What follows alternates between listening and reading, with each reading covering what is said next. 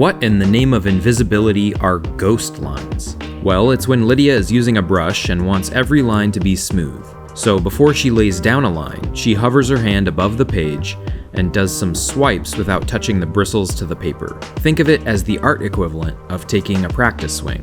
I always cut these motions out from our videos, but I do think it's important for aspiring artists to see, especially those who are intimidated by brushwork. When you see a series of perfect, smooth lines being laid down by an expert, you might not realize that the expert has their little quirks and warm-ups they do too. And that's also one of the many reasons why we started releasing full uncut drawing videos. So if you're one of the dedicated and want to catch all the little movements and details as Lydia works, head over here. Why on earth is it so hard to draw space? If your stars are too far apart, then the scene looks boring. And if you make each star too round, it looks unrealistic. You see, when we look into space, there's so many stars that they actually layer over each other. But if you cluster too many together, then you get weird blobby things that look like breakfast cereal clusters. And that is why one of the best ways to draw space is with a brush and white ink on black. The brush creates defined, but organic, but still relatively round shapes. And you can quickly speckle the star field with enough points of light that the scene looks full without being distracting. Sure, you can use a toothbrush to create splatter effects, but you can also just use your normal brush. If you've got a springy sable brush and are feeling risky, just flick some ink off the rim of the bottle. But if you don't feel comfortable tipping a full bottle of ink directly over your page, you can take a cue from Bond and do the analog inking equivalent of the Dual-Wield. Just take your dip pen and brush and use the nib to flick ink towards the page. The nice thing about the Dual-Wield is that the splatter amount is affected by the amount of ink on both the nib and brush, so you can really dial in the control if you practice it enough. And once your brush is a little dried out from the splattering, you can go in and do some dry brushing.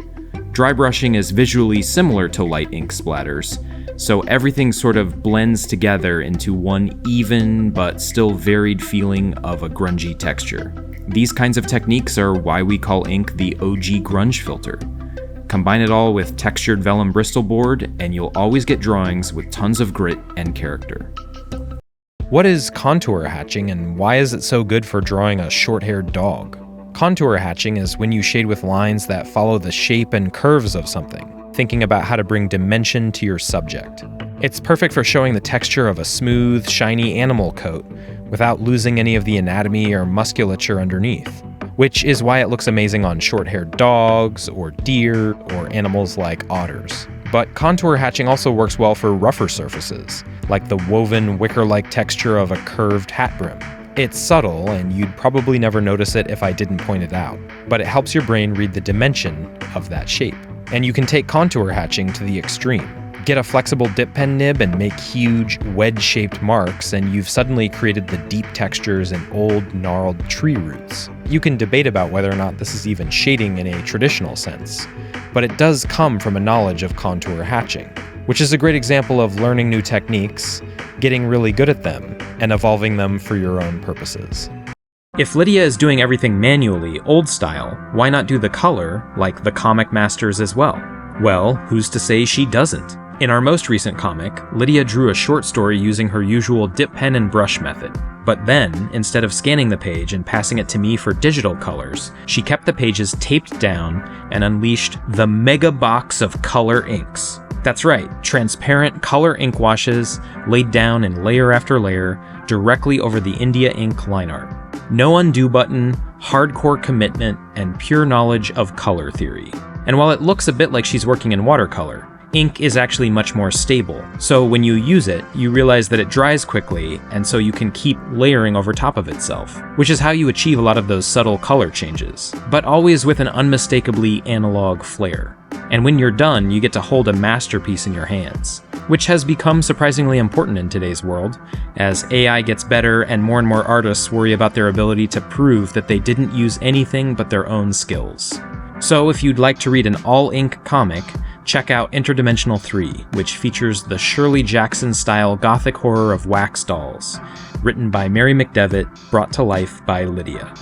So we've influenced you to try India ink, and now you realize that your normal drawing paper isn't up for the task. A lot of people report things like a dip pen scraping chunks off the top of their paper, or even the ink soaking through and causing tears. And then you watch one of our videos and go, wait, how is she able to glide over the surface of the page like that? The truth is, you can't work in traditional analog inking without good paper. So here's what we use. For line art, Lydia usually uses vellum surface Bristol board. Vellum just refers to the paper having a bit of texture or tooth, which can help catch more ink coming off of a brush and make your inking feel a bit more efficient, for lack of a better term. Now, if you've seen our videos about creating comics with colored ink, then you have a couple choices. The Bristol board you use for line art can stand up to a lot of moisture, but if you're going to use it with this many ink washes, you'll want to tape the edges down completely to keep it flat while you're working. If you want even more durability, Lydia likes to use cold-pressed watercolor paper, which makes sense given that liquid ink washes behave pretty similar to watercolor, and watercolor paper is designed to hold a lot of water. But you should also tape watercolor paper down too. Just tape anything down that you're coating in water-based media. This channel is accidentally responsible for a pretty large renewed interest in classic dip pen inking, and now tons of younger creators want to know more about what type of pen to get. Usually, you'll see Lydia working with a setup from the brand Tashikawa, but it's important to remember that a dip pen is really two pieces, a nib stuck into a holder, and after a few centuries of inking technology, there's literally thousands of nibs to choose from. Lydia actually has an amazing vintage Spencerian nib collection. Spencerian refers to a type of fancy ornamental script in the late 19th and early 20th century, but the nibs became popular with cartoonists and comic book artists because they provide such a variety of line weight and flexibility. And the best thing about a vintage nib like this one from around 1925? It's made of steel and it works exactly the same 100 years later. So when it came time to ink this Victorian vampire, what better way to draw his classic dip pen than with a vintage nib? Yo dog, we heard you like vintage inking, so we used a vintage dip pen to ink a vintage dip pen so you can think about vintage inking while you vintage ink. Despite what you might have been told, it's not illegal to blend different shading styles in the same drawing. That's right, no matter what the "it could get too busy" police might say, you're allowed to try all kinds of techniques at once. And if you use India ink, you instantly unlock all kinds of classics. For example, Lydia has laid down an impressively fine swath of cross-hatching to simulate a textured wool suit, and now she can go back in with a brush and get some grungy, semi-dry brush strokes to add extra dimension and texture. But because cross-hatching and dry brushing are such different techniques from different implements, they really don't fight each other. In fact, I think they actually complement each other perfectly. But just because she always goes the extra mile, Lydia is also using a splatter effect to create a semi-stippling look. The secret here is that she's only doing this in a select few places. But again, it's a completely different technique that essentially produces a bunch of small, round dots, which don't fight the shape of the line work or the dry brushing. This is a fantastic question, and the answer is actually one of the secrets to getting better with ink. When it comes to India ink, hatching is, well, both. The consistency of the lines help create the overall texture of a rough, woven fabric. But obviously, because ink is so dark against white paper, texturing marks of any kind will always be darker than an untextured area. So it's also shading. It's not always that way in other mediums. In acrylic, for example, there are all kinds of ways to add texture to something without it immediately reading as being in shadow. But once you realize that ink is less forgiving and that texture and shading meld into each other, you can train your brain to think about where to put marks and how to use them. If you look closely, you'll see Lydia often stacking texturing to create shading, such as hatching more closely on the underside of the arms, where there naturally would be shadows. That's why there's a surprising amount of dimension to the figure, despite the use of repetitive texturing. Are there any good resources that explain how to achieve this type of inking? Books and such? Maybe other artists that utilize it well? I don't know why we've never talked about it on this channel, but there's a book that used to be an absolute classic and seems forgotten now. The excitingly titled Rendering in Pen and Ink, originally published in the 1930s, is still one of the best resources for learning classic inking. It's extremely focused on architecture and landscapes, which I actually like, because it makes it easy to practice the techniques it teaches. Just go sit somewhere and draw something that won't move. Admittedly, like a lot of books on dip pen inking, the style is a bit dated, reminding me of illustrations in the Saturday Evening Post advertising condensed milk or something. How acrobatic is your inking? And by that I mean, how much do you stretch or reach with the pen while you're working? Because the first way to get better with a dip pen is to treat the handle more like a paintbrush than a writing implement. Sometimes you have to be willing to hold it high up and reach across wet ink to keep your drawing from smearing. And when you're holding it far back like that, you'll also realize that you can work more loosely, making quick lines without worrying about making them perfect. Which gives your drawing more of that sketchy but confident character that so many people struggle to unlock. Eventually, you'll discover that you can get pretty wild, rotating or twisting the pen to make different marks or shapes, both thick and thin. It's so much more freeing than trying to rest your hand on the page and scratch out little finicky marks that make your drawing look congested and overworked. You always say you do everything analog, but if you're drawing from a picture on your computer screen, you are using digital the entire time. Wait, sorry, what was that? I got distracted by this real antique C-clamp that Lydia's holding off screen so she can draw it. Believe it or not, the best way to practice drawing in the digital age is still to draw from real life. Wait, hang on, the clamp is getting annoying to hold. Let's improvise a little taped up shelf for it. That's better. But drawing from life is amazing, because you can get a better sense for detail and texture. Look at all those scratchy pockmarks she's adding. She probably wouldn't think to push the texture that far if she wasn't able to see the real light catching off that real surface in front of her. Is it practical to draw from life every single time you sit down with a pen? Of course not. But it's an exercise that can help teach observation skills that apply to anything. What if you didn't put an outline around stuff? Lydia is putting the finishing touches on this morel mushroom, but she never actually added an outline. Instead, she started from the middle and worked her way out, making sure to never fully enclose most of the shapes. She focused on the interplay between light and dark, between the shadows inside the holes and the negative space, which is actually a highlight catching the edge of a hole. We always forget to train our brain this way. So many of us think of comics or manga and think of drawings where each shape is defined by an outer line. But if you can work on careful observation skills based around light and shadow, you can unlock a whole new level of detail. And even though a brush dipped in ink can be a challenging medium to work in, it's almost better for this type of exercise. Because when you pick up a pen, you naturally want to make smooth containers with an even line. But a brush tricks your brain into thinking like a painter rather than a cartoonist. It takes years of practice to be able to knock out a morel mushroom in this style in only 15 minutes. But if you want to learn from the best, we just uploaded the full, uncut video here. Comic inking is like exercise. You have to warm up. Inking with a brush is already hard enough. Even the pros do warm-ups to loosen up and shake off some nerves before tackling a real page. And it only takes about 10 minutes if you're focused. Here you can see Lydia working straight onto the Bristol board with no pencils. This helps your brain shift. If you don't compare your inking lines to your sketch underneath, you don't view any lines as deviations or mistakes. Instead, you're free. You just lay shapes down and work with what's developing. And notice how many different line weights and different shapes Lydia is creating. Even though she's drawing these mushrooms, she's planning ahead, practicing all the possible motions she might need in her next piece. To the person who wanted a video dedicated to just Lydia inking motorcycle tire treads, I have fantastic news.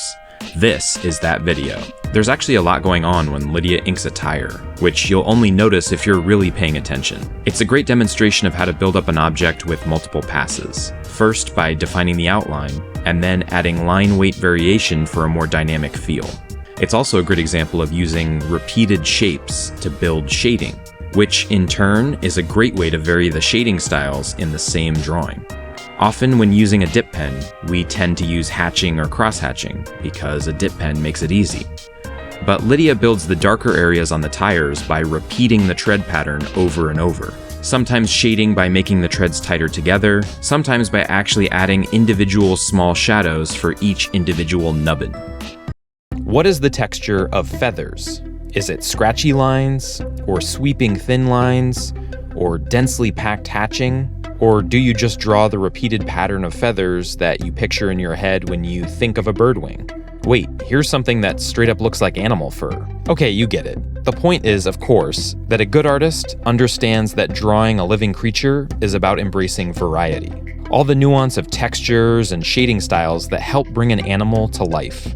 Because if you look really closely at a picture of a bird, you realize just how sophisticated and varied their feathers are. Small and dense in some places, long and elegant in others. Watch how Lydia eventually switches from a dip pen to a brush, Some of her brush lines are thick and defined. Others use dry brushing, which introduces yet another texture style. It's that combination of thick and thin, and smooth and rough, that creates such an expressive realism. This is how you work if you're an inker who's been trained in painting. The hardest thing to draw with a dip pen? How about a series of geometric structures? How about a cluster of prismatic crystals? How about a dip pen rendition of a prismatic crystalline structure when you've only vaguely suggested the forms in pencil and you're basically freehanding all those straight lines? Yeah, that takes skill.